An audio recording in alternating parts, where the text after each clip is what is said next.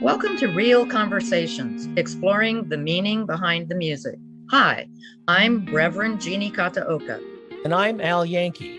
Join with us for a deep dive into the inspiration and meaning behind the music of New Thought, as important New Thought artists share the story of their creative process and their spiritual journey.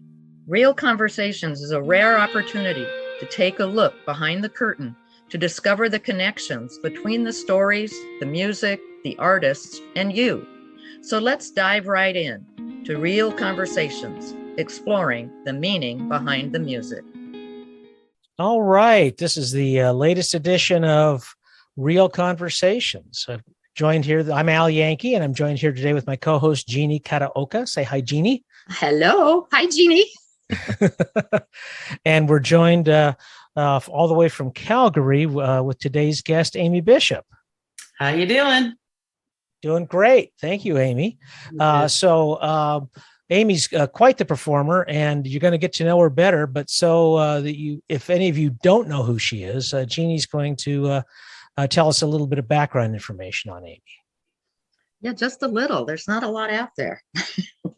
So Amy Bishop's voice is a combination of smooth pavement and rough gravel, with the ability to charm listeners with her sweet tones, yet stun audiences with the ability to hit any high note.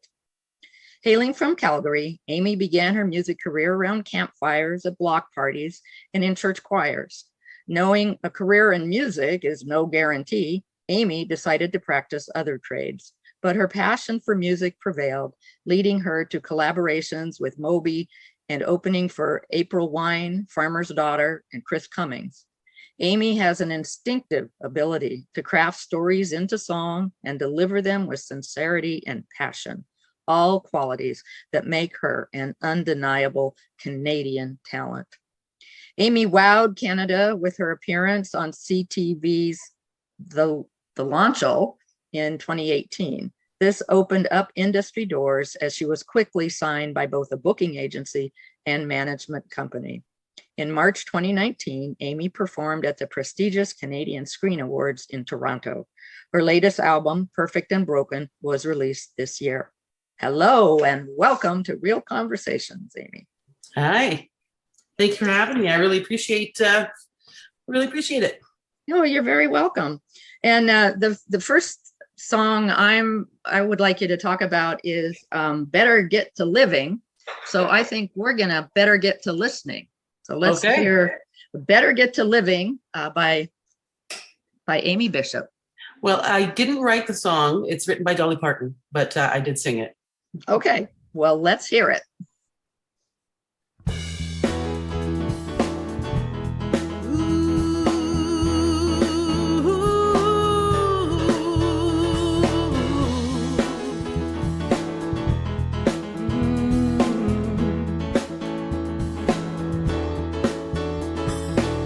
People always coming up to me and saying, tell me what's your secret? With all you do, your attitude just seems to be so good. How do you keep it? Well, I'm not the Dalai Lama, but I'll try to offer up a few words of advice. You better get to living, giving. Don't forget to throw in a little forgiving and loving all the way. You better get to knowing, showing a little bit more concern about where you're going. Here's a word or two to the wise. You better get to living.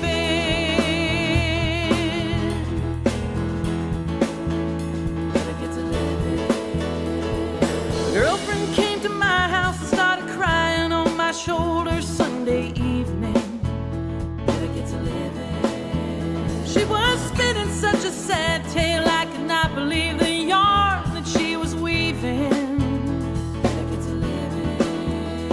So negative the words she had to say. I said if I had a violin I'd play.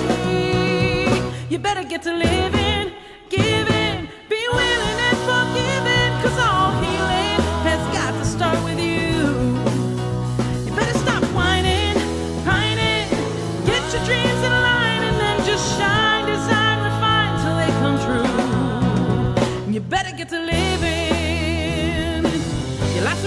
your house is a mess and your wardrobe's way outdated. All your plans just keep on falling through. Keep on falling.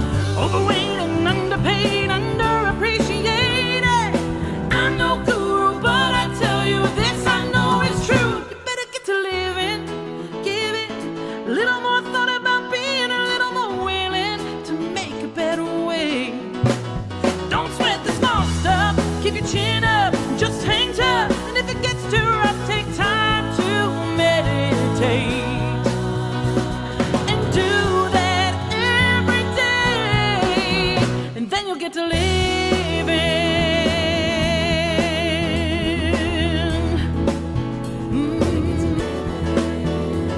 The day we're born, we start to die. Don't waste a minute of this life. Get to living. Share your dreams and share your laughter. Make some points for the great hereafter. Better start sharing, better start caring, better start trying, better start smiling, and you better get to living. Yeah, I like that one so much.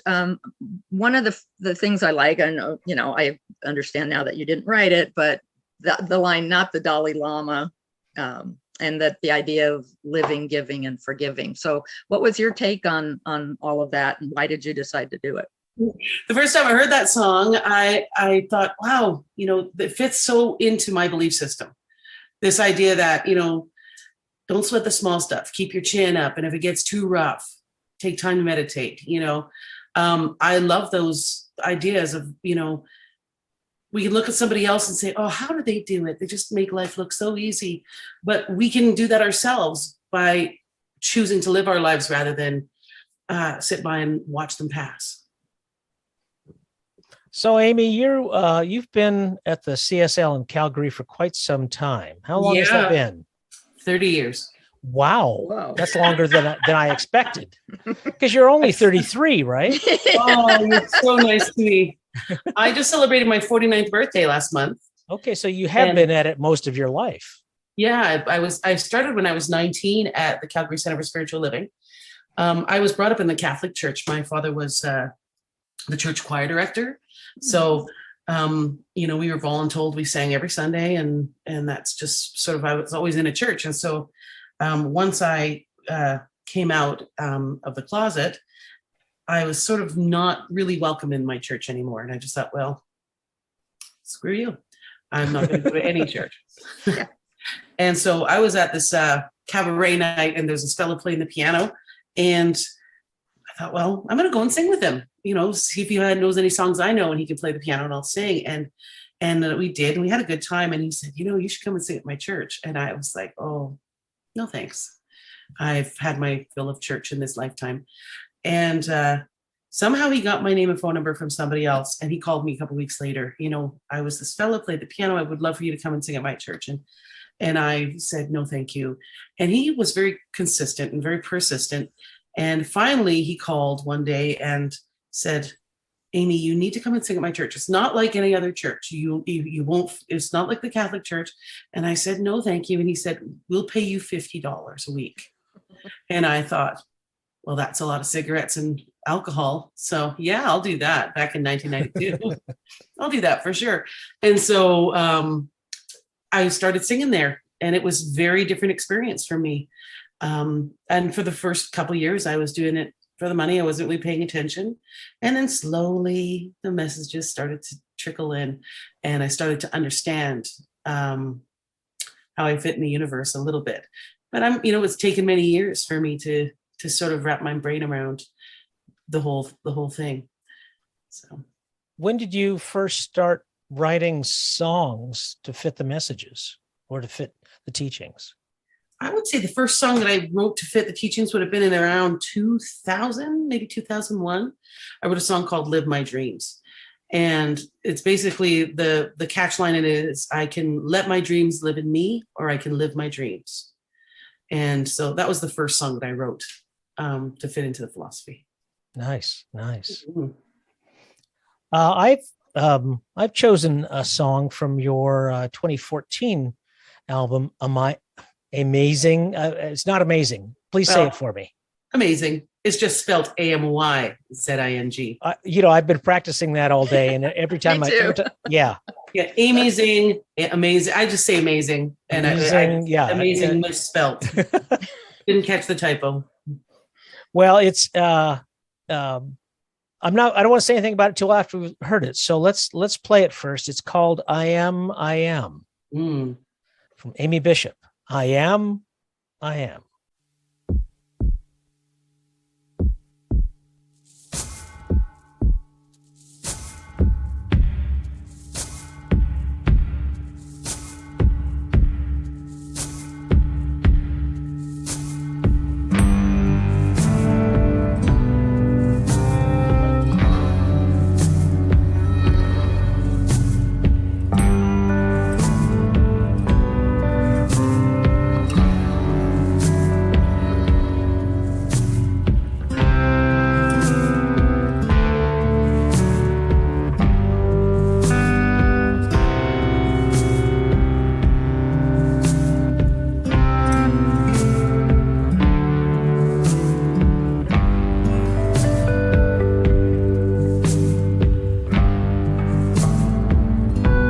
Closer than a heartbeat,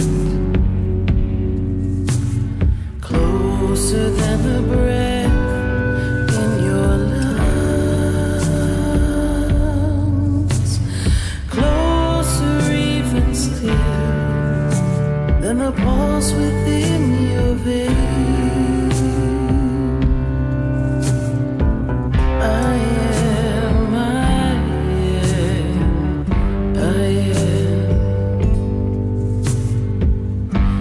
closer than a lover or a child. I'm part of every person, kind and wild. I'm everything you are. I'm the wish and I'm the star. I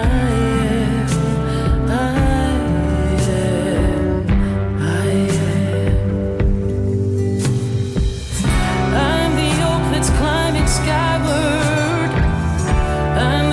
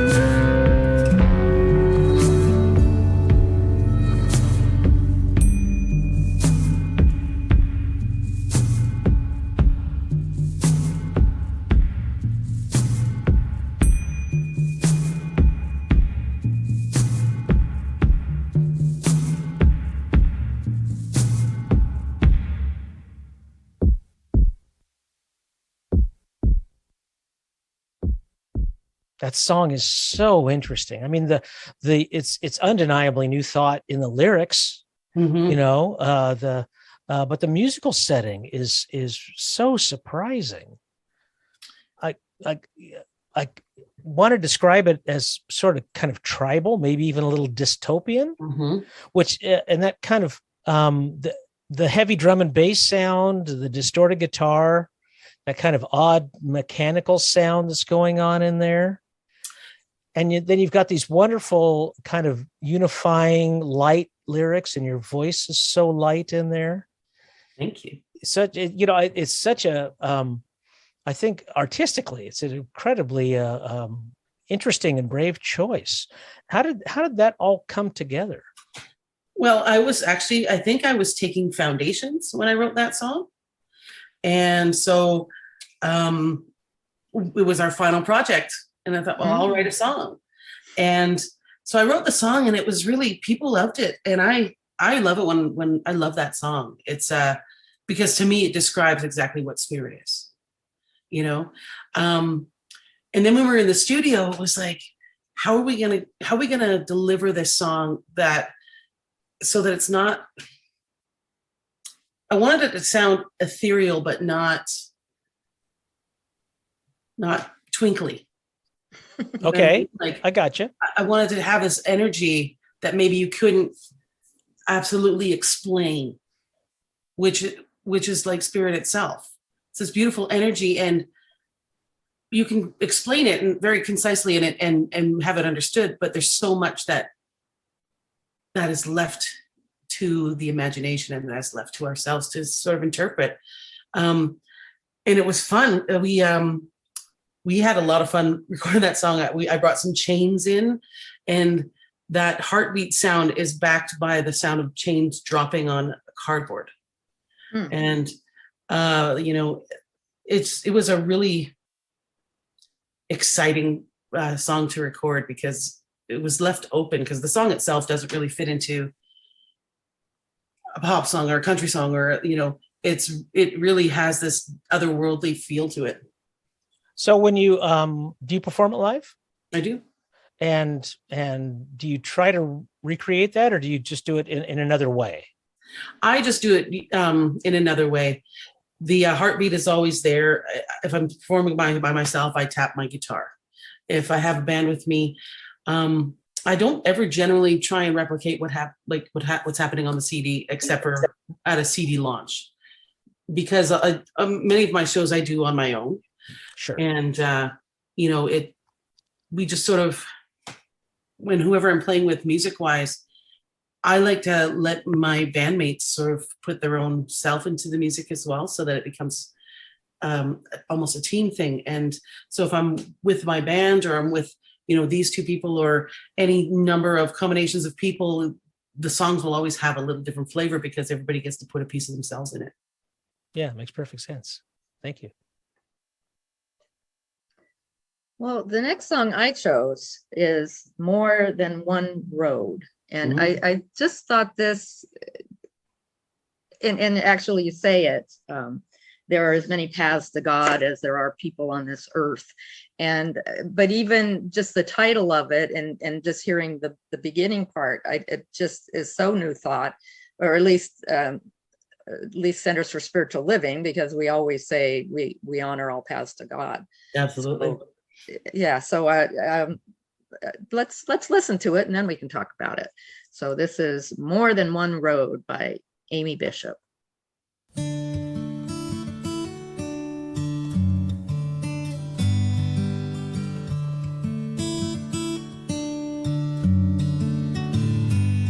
There's more than one road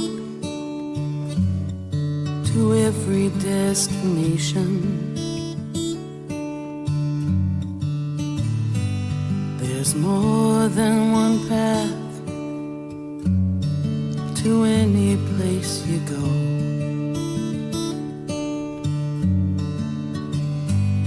And the clearest way for me might be the wrong road for you.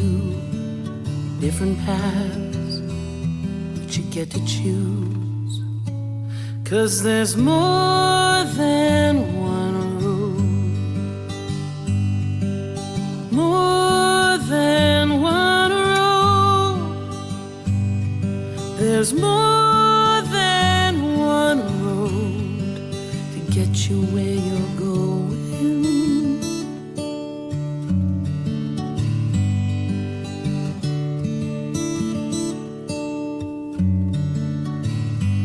We are all unique expressions of the ever-present Spirit. It's in all that we are, and in every voice we hear it. There is only one life, but how you live, that's your decision. Carried along, or you can choose to have a vision, 'cause there's more than one road.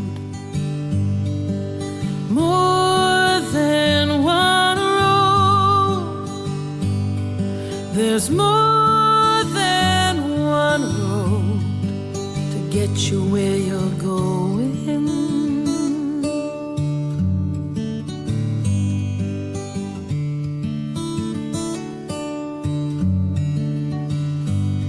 And it isn't how you get there that's the measure of your worth. 'Cause there are as many paths to God as there are people on this earth. 'Cause there's more than one road. More than one road. There's more get you where you're going.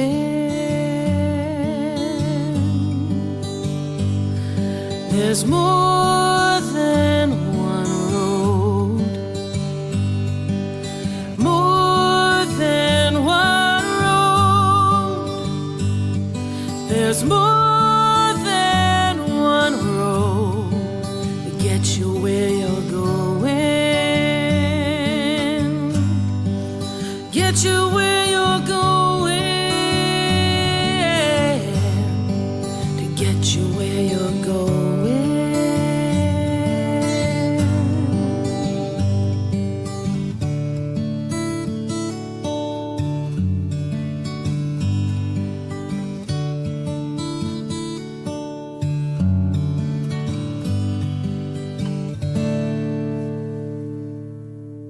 So how did you come up with that one? Dr. Pat Campbell, who is the senior minister at the church here in Calgary, she used to be in Temecula before coming to Calgary. She says almost every service, there are as many paths to God as there are people on this earth. If there are 7 billion people on the earth, there are 7 billion different ways to reach wherever the end of your path is. And so I was inspired by that. I just love the idea of, you know, we can all have our own belief systems, and at the end of the day, we're all on the same journey. Mm-hmm. We all just take our own pathway to get there. And so, yeah, and one of the lines of the song is, the clearest way for me might be the wrong way for you. Yep. Mm-hmm. Different paths, you get to choose. Right, and I right. love that, because that's what this philosophy to me is all about. We get to choose what path we're going to take down. We get to choose who we're going to be through any situation. And life is a series of choices, and sometimes the outcome might look different than what you were expecting, but you got to take the path and you can make a choice. If something seems unsavory to you, you can choose who you want to be through that moment and create something greater than maybe what you believe you're experiencing. So I love that idea that you get to take your path, I get to take my path. We all get a choice. Yeah. Yeah. There's And that's nothing- another thing we hear quite often is we're Yeah. always at choice. Yeah, So, there's nothing predestined, written in stone for me. I get to have my autonomy in my life. So I get to Mhm. And just as a side note, Al and I are about 40 miles north of Temecula. So Okay. we're quite familiar with Temecula. Well, I'm going to ask you just one. We might even edit this out. I don't know. But you mentioned that Temecula Calgary connection. You were at Calgary when Reverend Tony Hagee was there. I was. Yeah, because he's living in Palm Springs now. Oh, is he? Yeah, Wonderful. just a little. Yeah, we see him on occasion. Yeah. He still comes out. He's he's not a young man anymore, but he still comes out and speaks. When requested. Yeah, when I first started at CSL in Calgary, it was actually called the Calgary Center for Positive Living.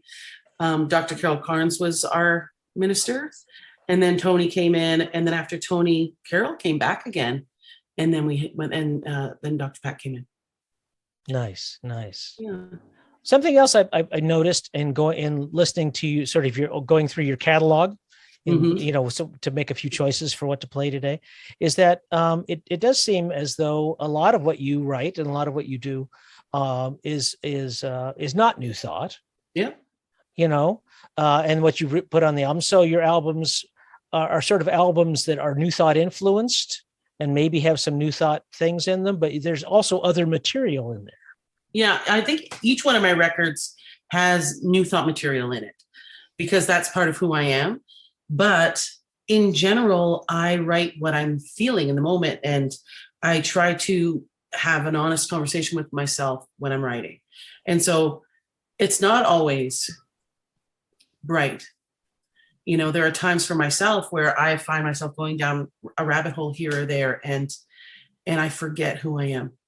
And I write about those experiences as well, because I think I don't want to speak for everybody, but most people in my life have those moments where you know what the truth is, and what you're experiencing is not the truth, but it doesn't make it less real.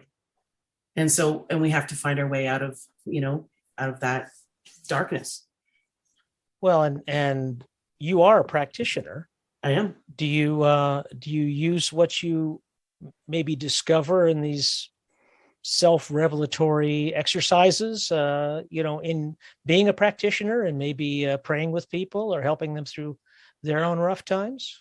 I do. And it's wonderful because normally when I do a spiritual mind treatment with somebody, it always reflects on what I'm experiencing in my life. And so, I end up healing myself in that moment. Right.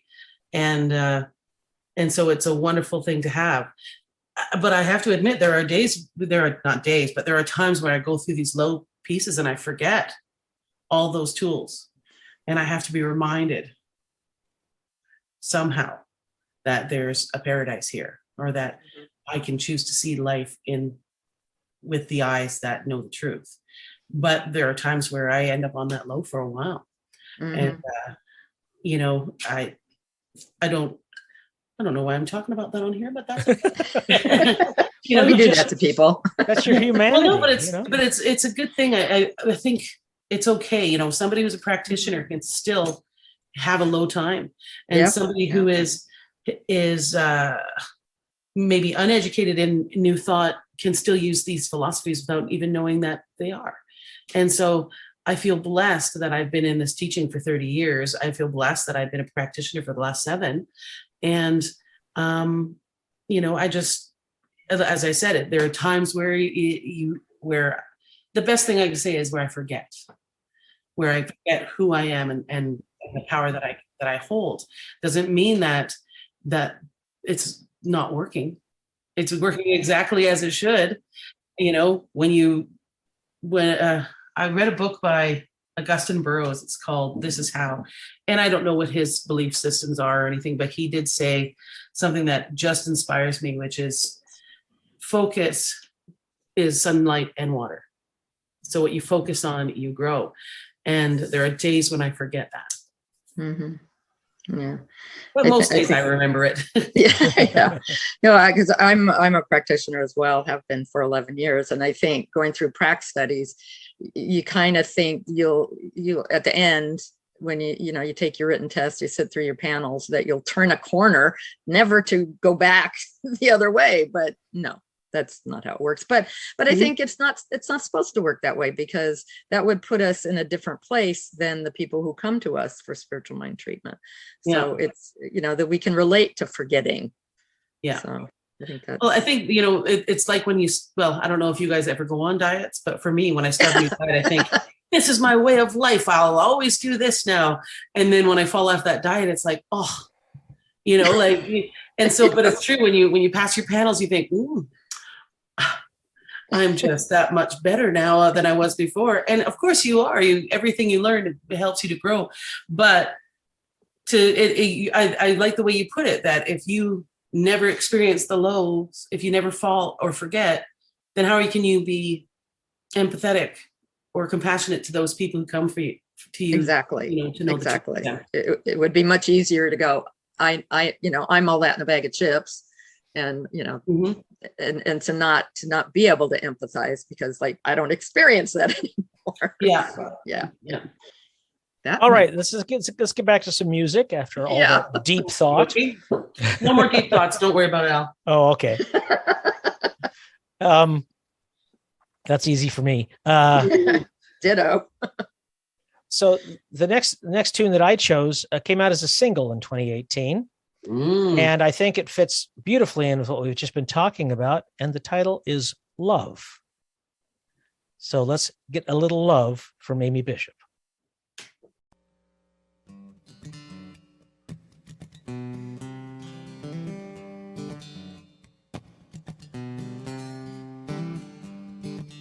It's the cry of a baby,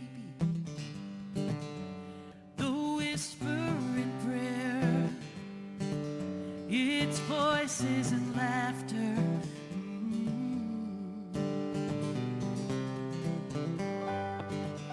It's the wind in the stillness and the spaces between. It's a spark of fire.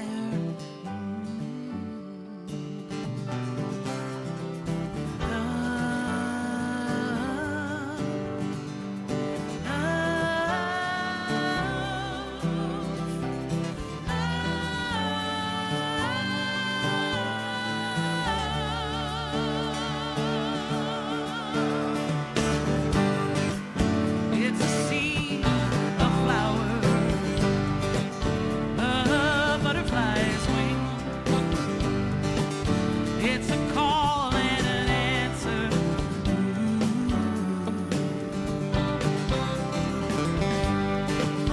It's a breath, a stirring. It's the pulse in my veins, oozing as through me.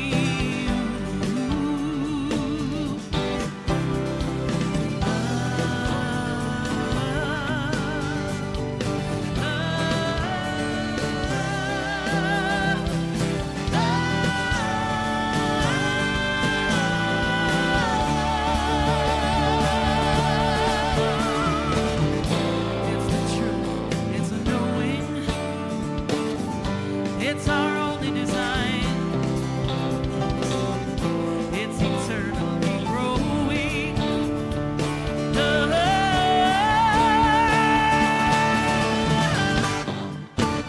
It's peace, it's power,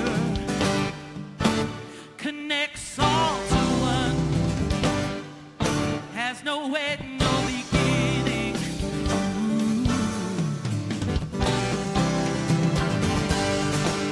It's receiving and giving. I release, I let go. Divine shrugging the shoulder.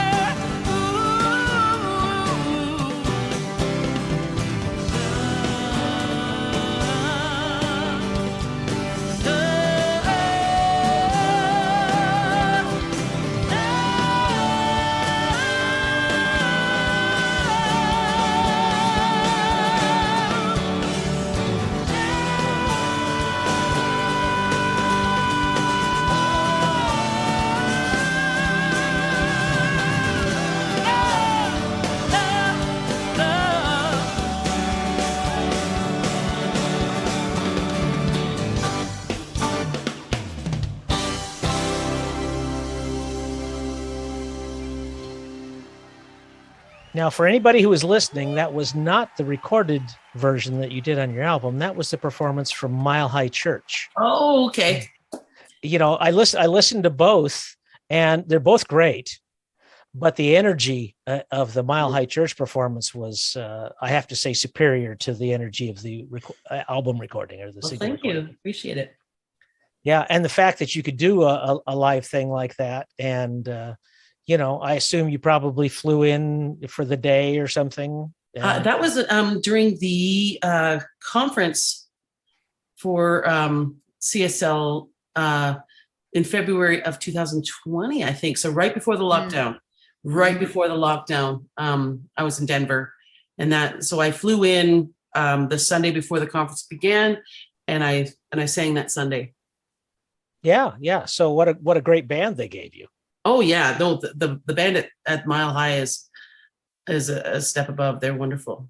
Yeah, and that obvious on that recording.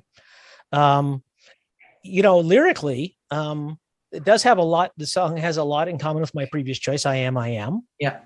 They're kind of both talking both about the same thing in different ways, but kind of using a technique which I just dearly love, and which you do masterfully, which is that kind of grocery list thing, litany. Yeah. Right. It's this, it's and then it's all, and it's love, and it's I am, and it's it's the universe, it's whatever you want to say. Bringing together all those disparate elements into some kind of unified thing. Right. So, yeah, it's not a story song for sure. It's it's a list for sure. That's funny because it took me so long to actually memorize the words to that song, and that makes sense that it's a grocery list because I always forget what I'm supposed to get at the store. So it's good. You're not alone in that. And what just one of the part of the list that that just really caught my ear was butterfly wings, and to think that love is butterfly wings. And I went, I like that. I like that a lot. Thank you. Because everything is love. Love is everything. But I was like, oh yeah, that would be true. Yeah.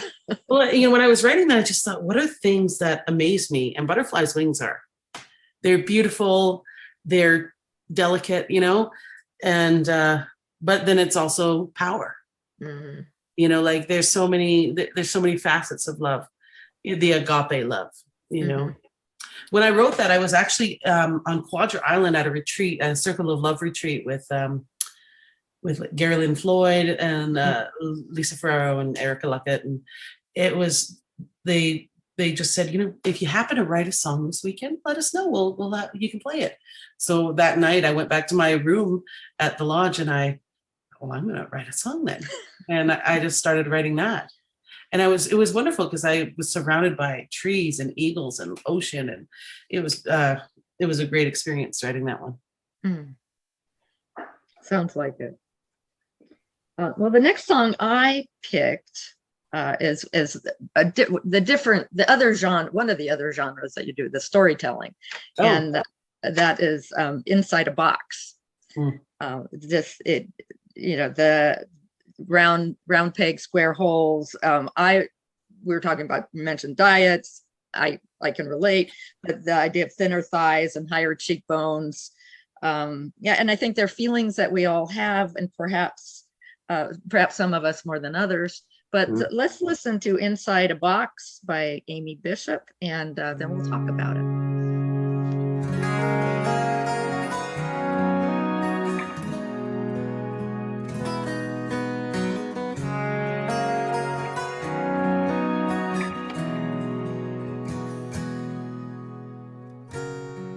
I always wish that I was cooler, that I didn't samba to the beat of my own heart.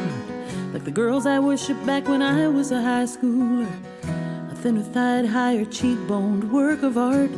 Constantly worrying what people thought about me, and somehow scared that they don't think of me at all. Happy to hover on the outskirts or a boundary. Just let me hang around, I promise to stay small. But I don't fit inside a box.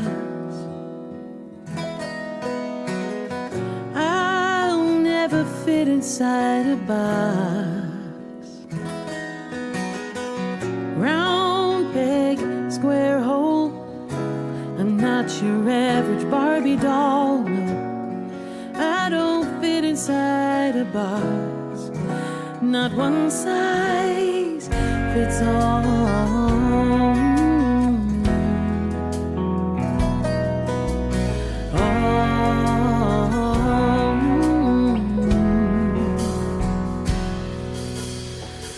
Always dreaming to be bolder, brighter, better. 'Cause life is so much easier on the other side.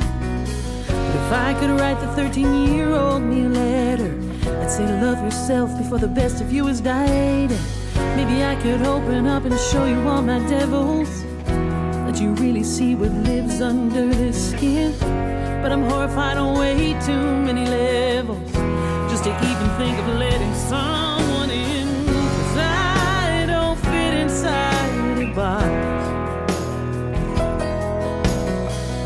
I'll never fit inside a box. Round peg, square hole. I'm not your average Barbie doll, no. I don't fit inside a box. Not one size fits all.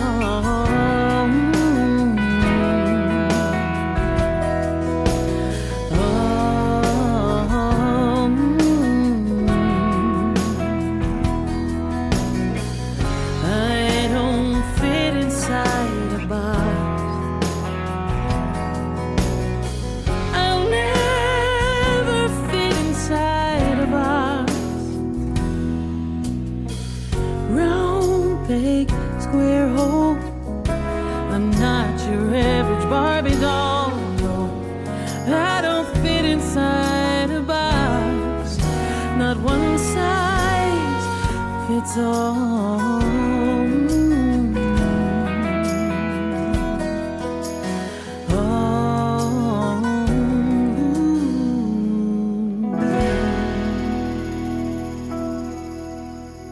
Wonderful story song.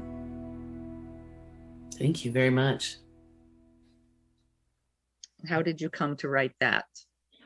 I always wanted to be cool. Which it says in the lyric. And I never felt cool. I had friends. I was not disliked. I just always kind of felt like if somewhere near that center was where the cool people were, I was always on the outside looking in. Welcome to come in, but I'd still be on the outskirts. Mhm. And that's not how people saw me. By the way, I've met people who were in my life when I was a child who saw me very differently than I saw myself. Mm. But I always wanted to fit in, but I didn't know how, because I didn't look like everybody else. I had a way different energy than everybody else. I rode a unicycle to school. Like, that was me. And look back now and think, I want to know that kid who rides the unicycle to school. Yeah.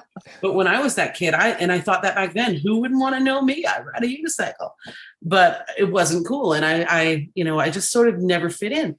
And so I thought, I'm going to write a song about that, because I know that's probably universal. Mhm. And I think almost every person who I've talked to relates to the song, even people who I would consider to be in the middle of that, Yeah, the cool to be the people. nucleus of the social group.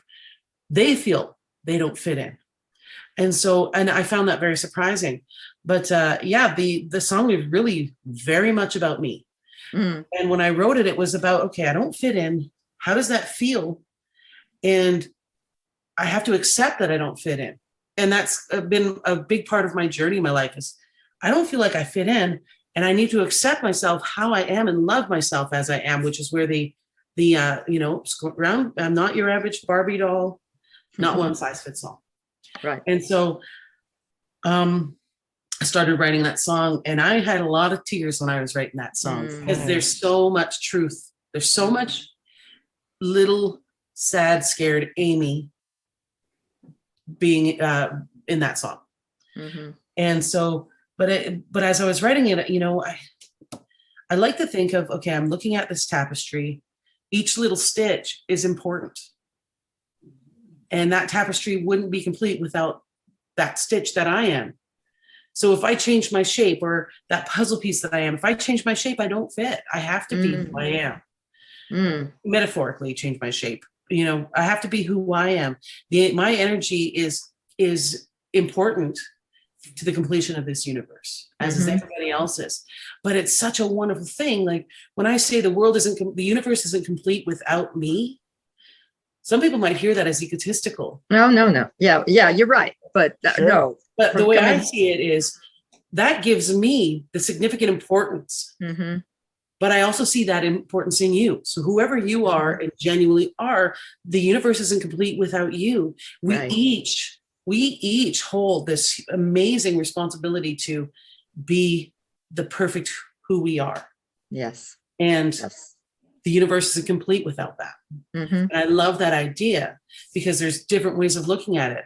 Well, the universe isn't complete without me, so la la la. But it's also, I have a responsibility to share my light in this universe as best I can to contribute to the whole, because that whole is not complete without me. Mm-hmm. Yes. The one line you said it again. The one line that kind of took my breath away was the not one size fits all.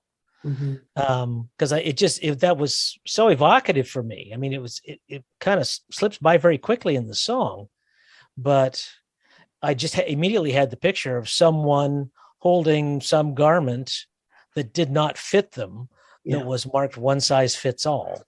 Yeah. Which is so exclusive, Yeah. Yeah. But it's okay because we're not all the same.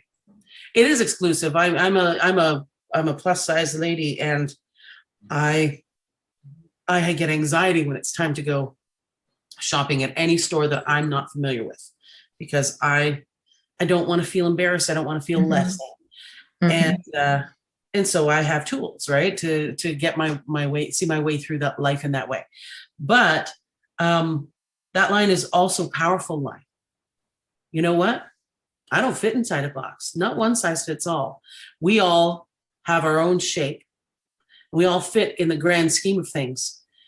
If I can't conform to what you are. So not one side, like that's a line that can be seen in from multiple directions. Sure. I think the line that broke my heart the longest in that one is in the second verse, where I said, I'm horrified on way too many levels just to even think of letting someone go. Yes. That one, that really struck me as well. Yeah. Just horrified on so many levels. Yeah. It's so easy to go through life with a facade. I can keep my wall up and you don't get to see what's inside there. You only get to see the shiny outside that I keep polished for you. And the idea that underneath that facade, even the skinny, cool girl in the nucleus of the social group has her wall up. And we don't want people to peek through the curtain and see what the truth of us is. But that's only because we don't understand that the truth of us is really what's the beautiful thing. I watch my children when they were little. I have videos of them and I watch how they just express. They have no conscious thought of, maybe I shouldn't do this because somebody's watching me. They're just being. I work in at adult day programs for people with special needs. And so many of these wonderful souls have no care or desire to please you. They are just who they are, and it's spectacular to be with them, because it reminds me that I don't need to build a structure in order for my beauty to be seen. I think the next song choice flows perfectly from this conversation. Perfect and Broken from this year's album, Perfect and Broken. It's the title track. So let's just let it play.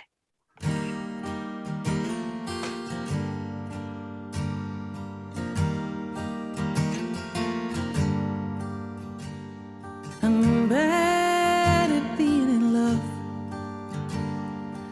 and I'm bad at being alone. I'm lost when I find myself without somebody's arms to call home. I need someone to make me feel valued. Yet it feels like I'm never enough. I wander the world half empty, hoping someone will just fill my cup. Oh, I'm perfect and broken, the sand within the pearl. Hopeful and hopeless, fucked up, beautiful girl. The laughter, the weeping, the stillness and the storm. I'm perfect and broken.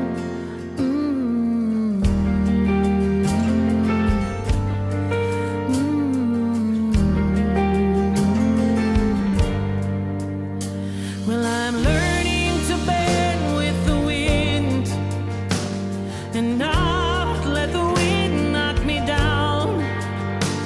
Determined to stand in the wildest squall, hands in the heavens, feet on the ground, 'cause I've barely tapped into my strength.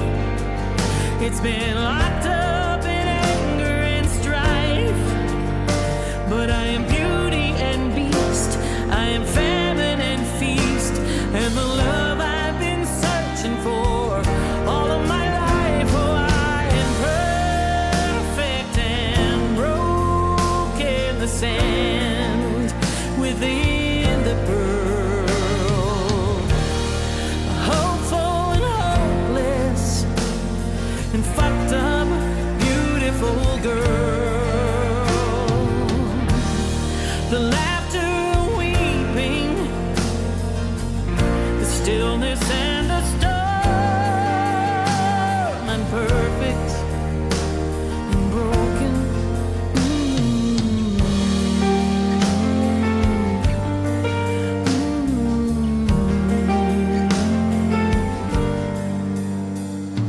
I'm perfect and broken, the sand within the pearl. Hopeful and hopeless and fucked up, beautiful girl. The laughter, weeping, the stillness and the storm. I'm perfect and broken and perfect and broken. I'm perfect and broken.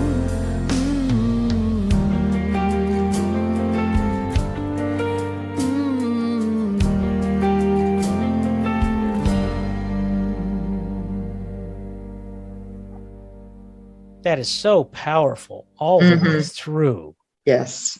The whole song is it's just like the title. It's contrasting. You know, you've got the hopeful and the hopeless, and the laughter and the weeping.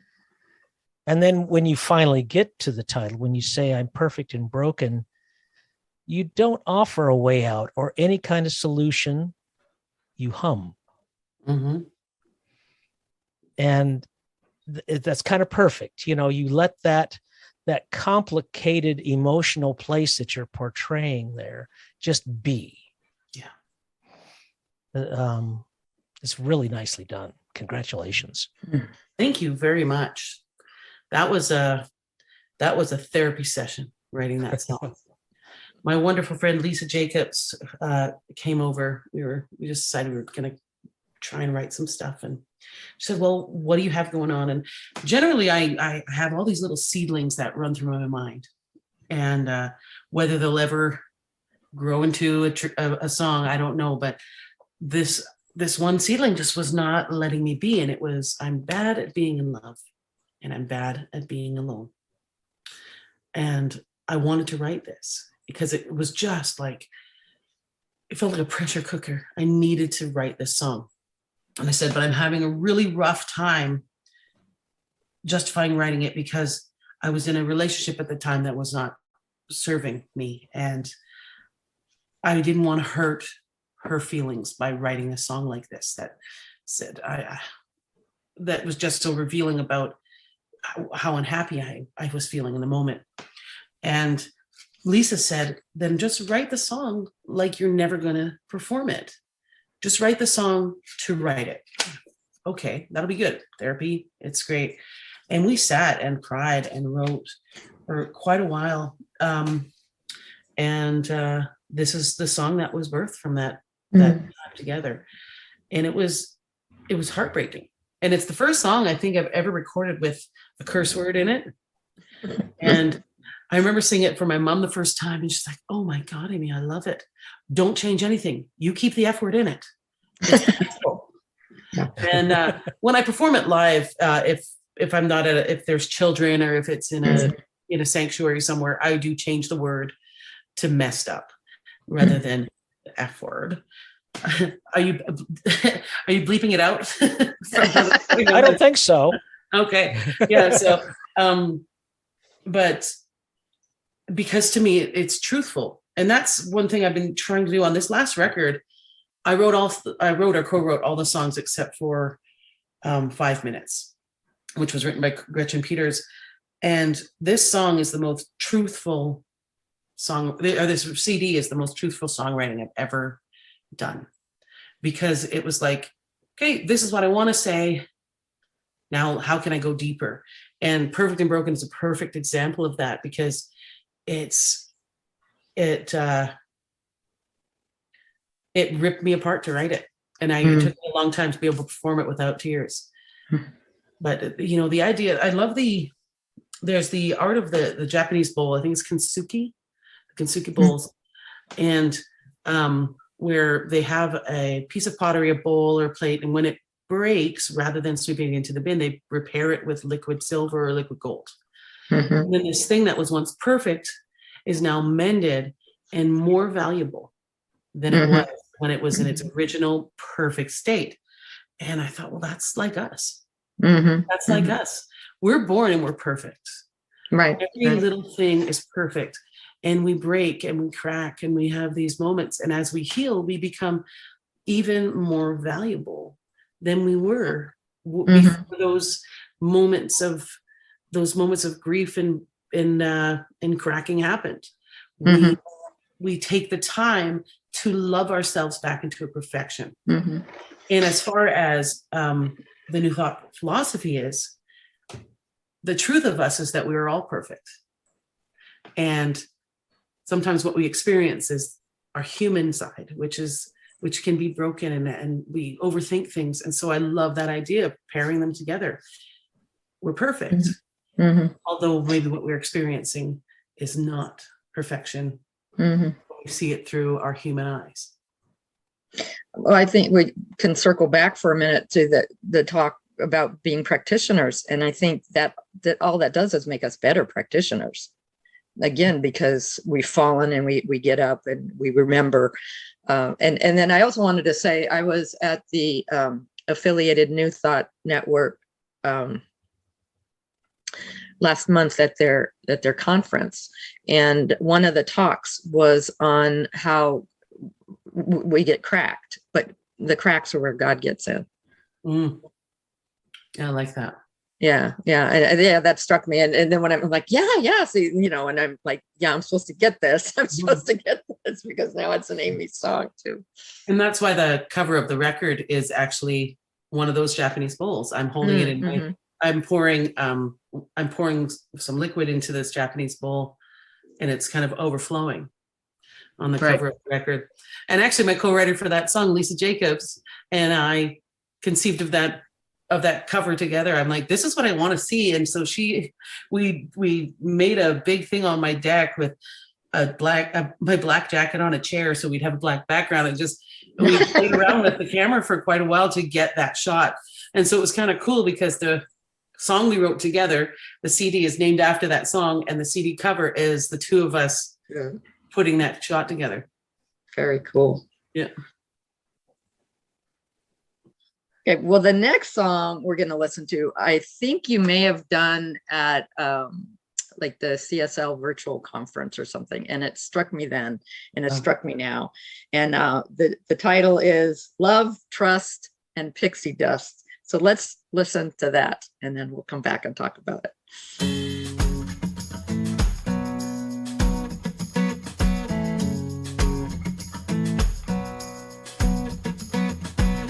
Lies lying on Capitol Hill, big pharma flogging more pills.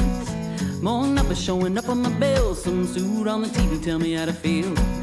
Cut you off on the highway, chase them down with a road rage. Get your camera red today, then put them on blast on your Facebook page. Is this the world we're living in? 'Cause it sure don't feel like living. Guaranteed with a little bit of luck, a little more faith, and a lot less fuss, we can do much more than survive. All we need is a little more love, a little more trust, and some pixie dust. 'Cause none of us is getting out alive. Love, trust, and pixie dust. Love, trust, and pixie dust.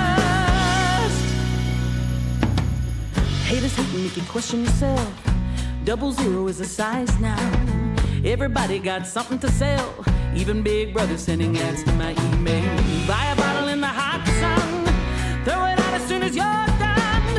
When the hell we gonna wake up? We got a plastic tax that's floating in the ocean. Is this the world we're living in? 'Cause it sure don't feel like living. Guaranteed with a little bit of luck, a little more faith, and a lot less fuss, we can do much more than survive. All we need is a little more love, a little more trust, and some pixie dust. 'Cause none of us is getting out alive. Love, trust, and pixie dust. Love, trust, and pixie dust. Is this the world we're living in? 'Cause it sure don't feel like living. Guaranteed with a little bit of luck, a little more faith, and a lot less fuss, we can do much more than survive. All we need is a little more love, a little more trust, and some pixie dust. 'Cause none of us is getting out alive. Love, trust, and pixie dust. Love, trust, and pixie dust. Love, trust, and pixie dust. Pixie dust. Love, trust, and pixie dust. When I was listening to this, I just thought this is the antidote for all the angst that we have today. And mostly just pixie dust. If we could just get our hands on some of that. Right? I think, I don't remember what year it was. I want to say 2014 or 13. There was a conference, the CSL conference in Florida at Disney World. And it was called Love, Trust, and Fairy Dust, or Love Something in Fairy Dust. I can't remember what it was exactly. Love, Truth, and Fairy Dust. It was something with fairy dust. And I wrote that down in my book. And I thought, that's going to be a song. And it only took about 6 years for me to write it. Because I wrote it in my book and then it went away. And I was in Toronto doing the Canadian Film Awards. And I got a writing session with Shobha Lee and Rob Wells, who are these prolific writers and producers. And they said, well, do you have any ideas? And so I said, well, I went through my notes and I'm like, what about Love, Trust, and Pixie Dust? I changed it to Pixie. And they were like, oh, that's cool. So we just started writing. And the groove that we came up with was the sort of, they asked me, you know, what kind of groove do you want? And I said, oh, I like the Bare Naked Ladies, this particular song. And so we listened to that and sort of chose a groove that was similar. And all of a sudden it was like, lies lying on Capitol Hill. And I was like, and it's one of the songs where there's so many words and they're so quick together. I really loved it. And there's two thoughts in each verse. It was a really neat experience to write it because there's the liar's lying, and then there's road rage in the same verse, and then the next verse is something else. And I loved it. I loved writing that song because the energy of the song was just super fun. Mhm. And I love the idea of like, you know, we can do much more than survive. Mhm. You know, Yes. which is kind of when we get into that forgetful mode, we're just sort of surviving. We are not thriving through life.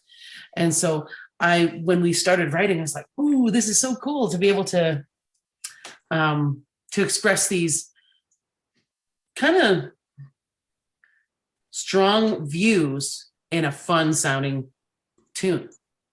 You know, and listening, I'm going to change here for a second, and listening to your voice, listening to you sing, listening to you speak, lovely alto timbre to it. Even though you've got pretty good range on you. Yeah. I don't know about singing any high note. That might have been a little bit of hyperbole. Well, that's an old bio. I've really got to update that. Like, she's collaborated with Moby and Chris Cummings, and I'm like, well, I wrote a song with Nikki Sixx. That's the latest, and I haven't put that in the bio yet. So I got to really take care of that. Okay. Yeah. But I also hear similarities to some other famous female Canadian singers. You know. I could name them. I think the one that you probably get all the time is Katie Lang. I sure do. You know, so is there something in the water up there you guys are drinking, or maybe it's something else she's you're from drinking? Alberta as well. All right. St. Province. Yeah, well, I was 12 or 13 when my father introduced me to Katie Lang, and I was like, what is happening? Like, that's the voice. That's the voice. And I spent many years trying to sound like her. When I used to teach vocal lessons, and I'd have somebody come in and say, I just want to sound like Celine Dion. And my response to them would always be something around the lines of, okay, let's say Celine Dion is a flute and you are a trombone. That trombone's never going to sound like a flute, but you can be the best trombone that ever existed. You have to accept the voice that you have. And so I learned that I'm never going to sound like Katie Lang. I have some of her flavor, but Katie Lang's always going to have her voice. I'm always going to have my voice. I've got to be the best trombone. And so, but I know that there's hints of her because I revered her for most of my teenage years. Yeah, it shows. And then there's Anne Murray as well. I loved her. That was probably my first musical love when I was a kid. Her and Karen Carpenter. There you go. Yeah. Has anybody? I mean, it's a little less obvious, but I occasionally hear a little Alanis Morissette. Oh, no, I've never heard that one, but I like it. Okay, I'll have to get specific and go. It was that phrase right there, but I can't do that right now. Anyway, getting back to your Perfect and Broken album, I think there's one we have to do, and it's Brand New Day. Okay. Which the title, of course, is like the sunniest thing. And I'm just and she laughs. Sorry, was that the most evil giggle you've ever heard? All right, for people who haven't heard it, let's play Brand New Day and then we can talk about it. All Here right. we go. Amy Bishop, Brand New Day.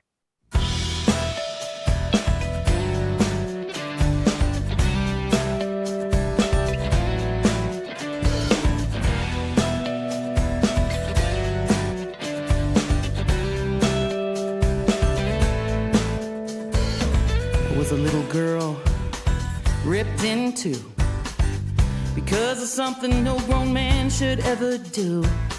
And so I built a wall, pound by pound. Little girl lost girl never found. Shed my skin, freeing myself from all the lies that chain me to this hell. Shed my skin, freeing myself. Hey, it's a brand new day.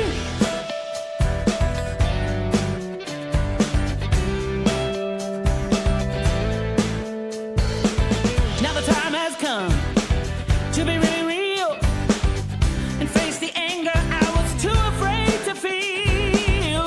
Take a breath, feel the sting, let go of the reasons why I'm too fat to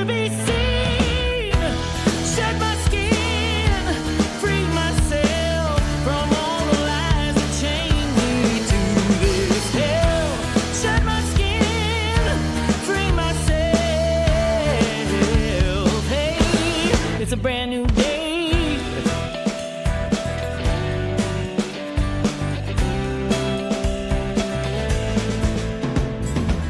I am a force like gravity.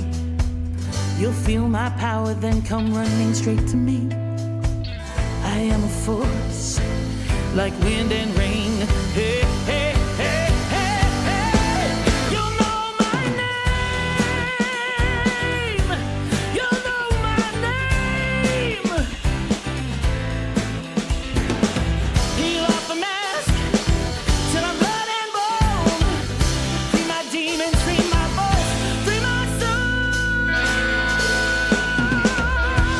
Shed my skin, free myself from all the lies that chain me to this hell. Shed my skin, free myself. Hey, brand new day, brand new day, brand new day. Wow. Just wow. And you are so brave. That's exactly right. I'm not going to say a whole lot here, Okay. but I am going to say just one thing that sticks with me is that this song is a powerful demonstration of how emotional wounds will fester in the dark, but can be healed in the light. So can you tell us about how this song came to be and how it's been received? Yes, I can. I was on a television show, CTV's The Launch, and on that show, I was being mentored by Nikki Sixx. So it was a Canadian singing show, and Nikki Sixx, at my audition, he said, "I can't think of anything negative to say. You tell me something that has negatively impacted you." And so I said, "My biggest obstacle has been my own belief that my body gets in the way of my success." But it's not a true obstacle anymore, because if it were a belief for me, I wouldn't be here. I'd be at home watching this on television saying, well, I'm too fat to do that, but that'd be nice. And so he said, I'd like to hear that story. You should write that song. So I went home after the show and I started to write. And the first line that came out of my head was, I was a little girl ripped in two because of something no grown man should ever do. And then I cried. I thought, oh, is this where I'm going with this song? Because I hadn't planned on that being, it was just like, I started that riff, that dun, dun, dun, dun, dun. And it took me a little while to get past that first line, because I have never spoken about that in song. I've spoken about that with people and with therapy and stuff, but I've never spoken about it in song. And I can't remember hearing a lot of songs that actually address sexual abuse and sexual trauma in a child. And so I'm going to write it. I may never ever sing it, but I'm going to write it.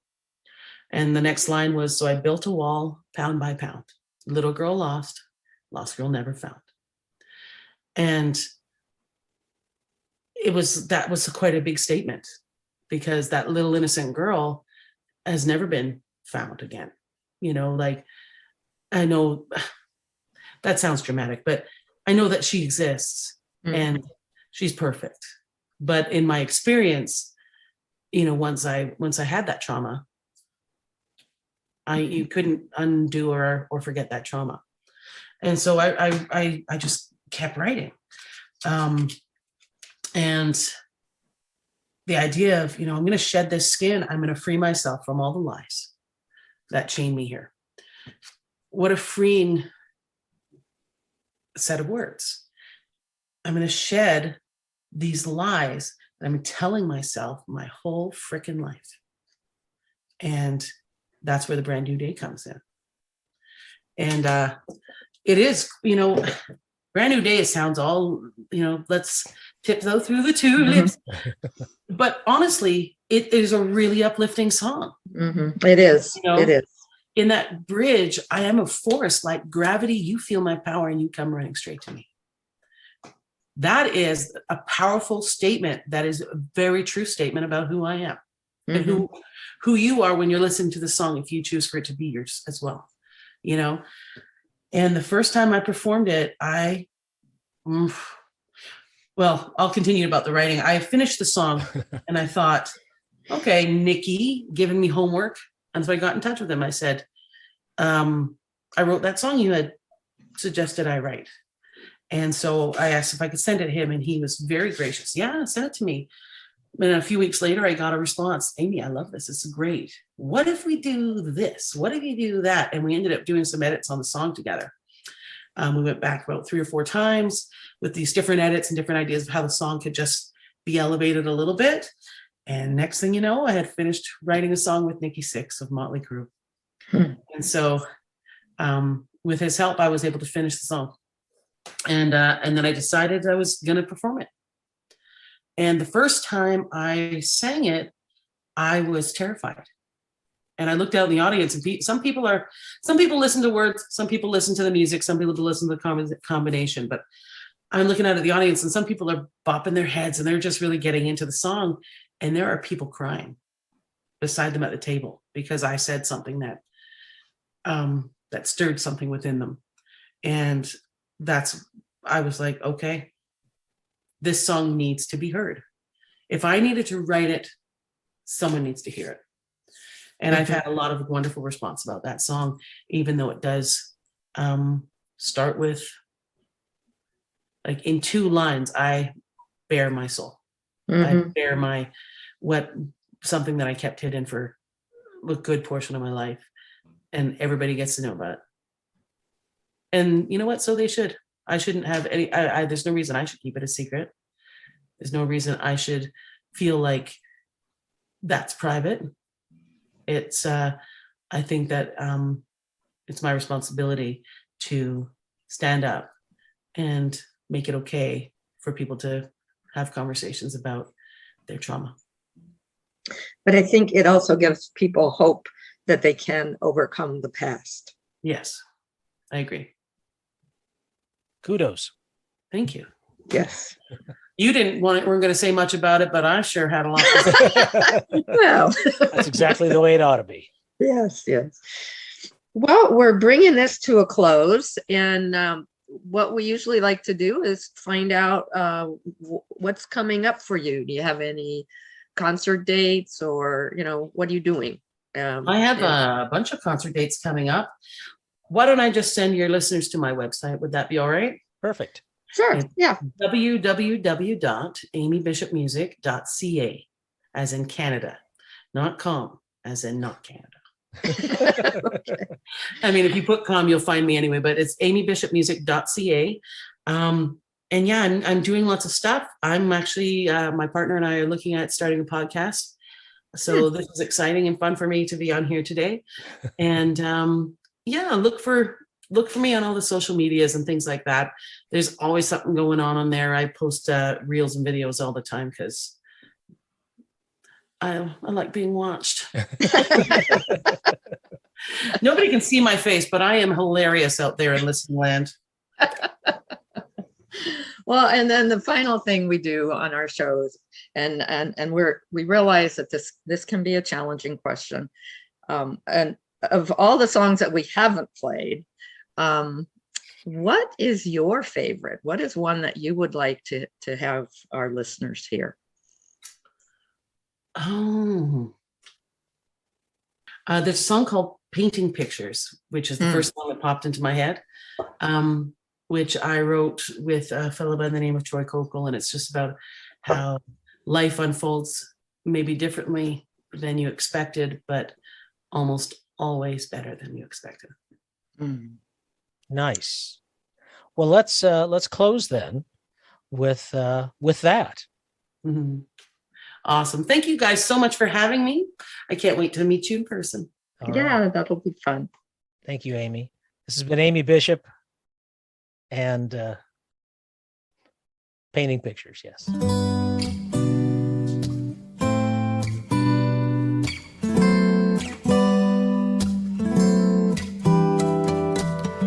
When I was 18 years old, I never thought about tomorrow.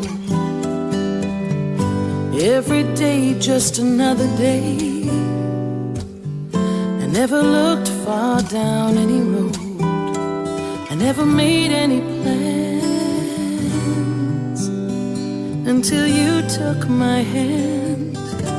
And now I'm painting pictures of Paris and Rome, making love by the ocean somewhere in Mexico. It's like I'm already there, you and I on that shore waiting for the morning sun. That's a picture worth painting.